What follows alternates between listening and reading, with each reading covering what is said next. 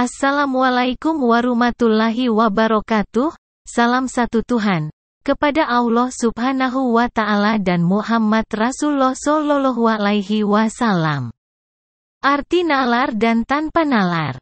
Nalar membutuhkan akal sehat barulah logika tanpa halusinasi. Sedangkan tidak memiliki nalar artinya menggunakan logika dan halusinasi barulah kedua adalah akal. Maka dari itu manusia tanpa nalar bisanya menghujat, berdusta atau menipu atau memfitnah, membunuh, serta membeklokkan dari kebenaran. Dan tertutup dari kebenaran walaupun ada dalilnya. Al-Quran diperuntukkan untuk manusia yang menggunakan nalarnya dalam beriman. Buktinya Kristen penipu karena pengkhianat Injil mengatakan satu. Tidak mengenal Yesus, tapi mengatakan lebih mengenal Yesus daripada Muslim. 2. Tidak mengerti siapa yang dia sembah, padahal yang disembah jin anak buahnya Dewa Molok.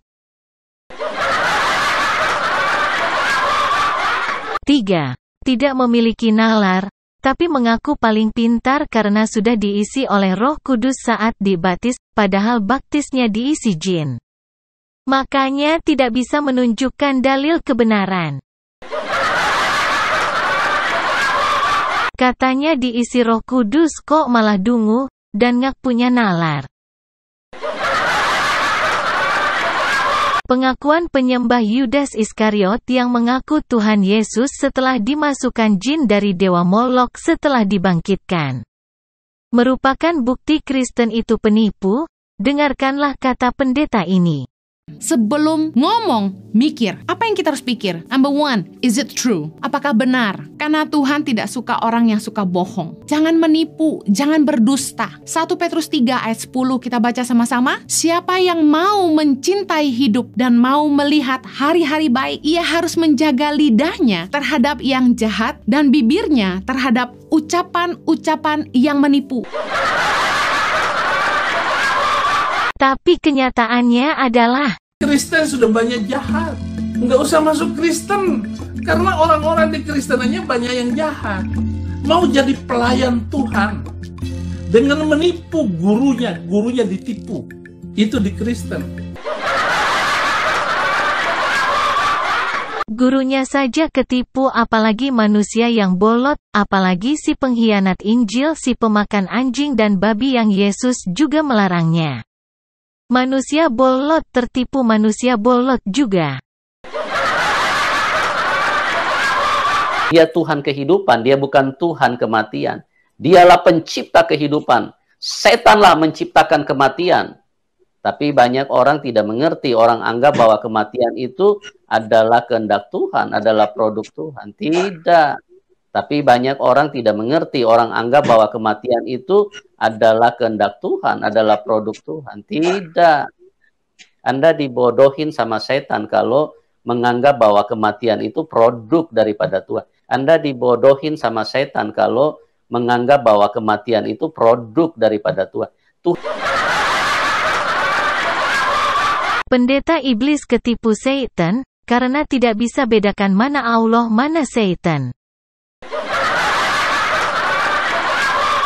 Nah, kematian ini produk setan, saudara-saudara. Ya, jadi berhati-hatilah. Karena kalau Anda tidak menerima Tuhan Yesus, Anda tidak mati di dalam Tuhan Yesus, Anda tidak mati di dalam Tuhan Yesus, Anda tidak mati di dalam Tuhan Yesus, Anda akan terkunci di dalam kuburan dan akan disiksa setan di situ. Karena itulah alam maut yang begitu mengerikan buat hidup manusia. Hanya Tuhan Yesus satu-satunya jalan yang bisa melepaskan kita dari kematian. Yang jahat itu hanya setan. Tidak ada yang menyukai kematian. Nah, kematian ini produk setan. Payah pendeta tidak bisa bedakan mana Allah mana setan. Gimana ya? Apa otaknya diletakkan di jamben apa di kotoran babi? Gue bisa apa? Gue obrak-abrik nih Islam di Indonesia dari sini. Gue obrak-abrik tuh Muhammad dari sini. Hah? Orang cerdas tahu itu tidak mungkin.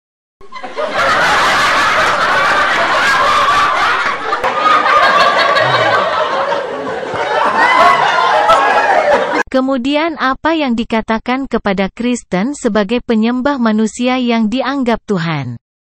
Berikan istri-istrimu untuk si Nabi anjing Muhammad. Dia pikir kita takut kali ya dengan ancamannya. Ini ada lagi nih si goblok Christopher Tambunan. Topiknya apa, ngomongnya kemana? Yesus bukan Tuhan. Gue bilang Allah itu batu bekas cebok. Allah itu batu hitam bekas cebok, bekas jamban. Lu mau ngomong apa? Hah? Topiknya apa? Kemana-mana. Banjir mualaf di Eropa. 60% masjid tutup di Timur Tengah. Lu mau apa? Muslim tahu itu tipu. 60% masjid bangkrut, tutup, jadi diskotik. Penipu ini menipu umat dan lainnya. Padahal dia sendiri yang tertipu. Tapi salah satu di antara kalian iblis. Tidak ada yang tahu. Nanti ada di antara kalian dalam perjamuan malam Yesus berkata, ada di antara kalian yang mengkhianati aku. Sampai Petrus kasih send di Yohanes. Tanya siapa? Tuhan tidak kasih tahu. Hanya Yesus yang tahu. Menurut saya, ini setan kerja level kelas berat. Kalau orang kerasukan, nah itu biasa, gampang ditebak. Orang malas gereja, gampang ditebak. Ya, pelayan uring-uringan, gampang ditebak. Oh, dia lagi ditipu setan. Tapi yang setia tidak pernah bolos. Tapi tiba-tiba setan pakai. Saudara-saudara, saya yakin pemurnian itu terjadi. Amin. Kita di Kota Palu ini Kristen minoritas. Sudah minoritas lagi, penyaringan lagi. Lebih baik minoritas Bapak Ibu. Lebih baik. Doa lebih kencang. Amin. Kebergantungan lebih kuat. Mayoritas parah. Lihat aja di Amerika. Gereja-gereja udah tutup. Gereja beralih fungsi. Gereja jadi pasar. Gereja jadi bioskop. Bahkan ada gereja jadi masjid. Di mana ada kantong Kristen? Anda survei.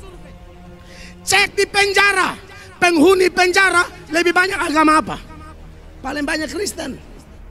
Yang korupsi Kristen, yang selingkuh Kristen, yang tipu uang pembangunan gereja Kristen. Begitulah kata pendeta, apalagi kata wanita berhati iblis ini yang penuh harapan minta perhatiannya. Goblok kok dipelihara. Ini gue nunggu pasukan-pasukan anjing nih. Kok nggak ada yang naik ke sini sih?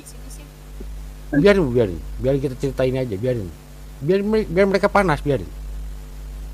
Ya. Kasihan Kristen pengkhianat Injil ini.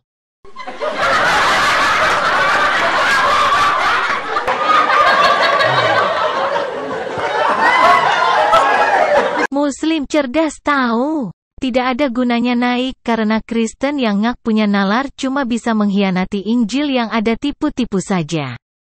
Karena bukan suatu kebenaran. Orang lain tidak mengganggu iman kita, kenapa kita harus mengganggu iman orang lain? Orang lain tidak mengganggu rumah ibadah kita, kenapa kita harus mengganggu rumah ibadah orang lain? Ini yang tidak membuat saya habis pikir. Yang bilang ini tidak pakai otak, tidak punya nalar, dan tidak melihat kenyataan yang terjadi, justru kalian diciptakan untuk menipu menghujat Islam karena menyembah jin yang mengaku Yesus. Karena belajar dari kitab yang dibawa penjajah Belanda, bukan mengikuti aturan Yesus asli sebagai manusia malah ikut aturan Paulus yang bajingan karena keisi jin. Dasar penipu ulung. Seharusnya para alim ulama, para kiai, pemuka-pemuka agama Islam itu bersuara. Ya, orang-orang yang terpengaruh di dalam Islam seharusnya mereka bersuara supaya Islam tidak tercoreng oleh oknum-oknum yang tidak punya adab, yang tidak punya akal, yang tidak punya akhlak. Tetapi kita juga melihat ada ustadz-ustadz tertentu yang suka mengkafir-kafirkan orang lain. Goblok kok dipelihara. Itu semua karena isi kitabmu menghina Islam karena buatan Paulus untuk si pemakan anjing dan babi yang dibawa oleh penjajah supaya kelakuannya sama apa yang dimakannya. Makanya membalikkan fakta, Islam dibilang tidak beradab dan tidak punya akal dan tidak punya akhlak. Yang kalian ucapkan itu adalah pribadi Kristen si pengkhianat Injil, Paulus disembah.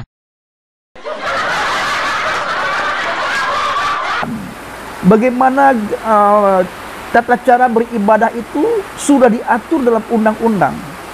Rumah ibadah juga sudah diatur. Dan semua agama, semua keyakinan punya rumah ibadah masing-masing. Punya tempat ibadah masing-masing. Punya tata cara bagaimana cara beribadah. Buat apa membangun gereja Kristen bajingan? Toh yang disembah jin Yudas Iskariot yang mengaku Yesus dari didikan para penjajah untuk melemahkan Islam agar Indonesia bisa dijajah.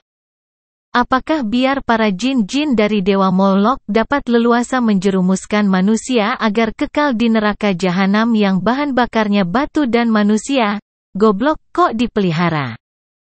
Kesimpulannya gereja-gereja sebaiknya tidak dibangun karena hanya penyesat manusia agar menyembah jin dari Dewa Molok yang dibilang Yesus. Kecuali ingin terjebak oleh pemakan anjing dan babi. Yesus atau Nabi Isa AS sudah mengeluarkan aturan seperti ini yang dikhianati oleh Kristen biadab.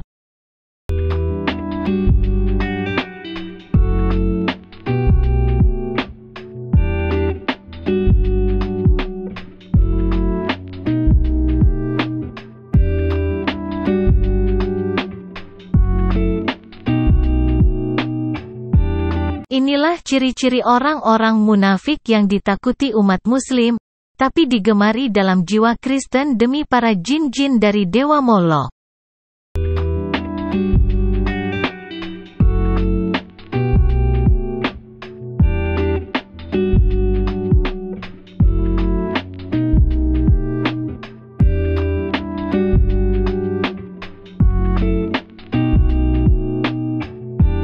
Gitulah nasib kedunguan penghujat Islam yang tidak mampu menggunakan dalil. Karena hanya belajar dari terjemahan yang dibawa oleh penjajah Belanda.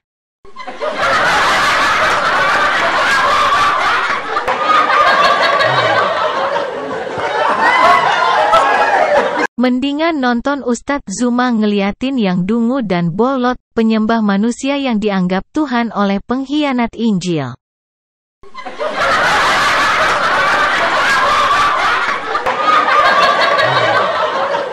Terima kasih Ustadz Bang Zuma.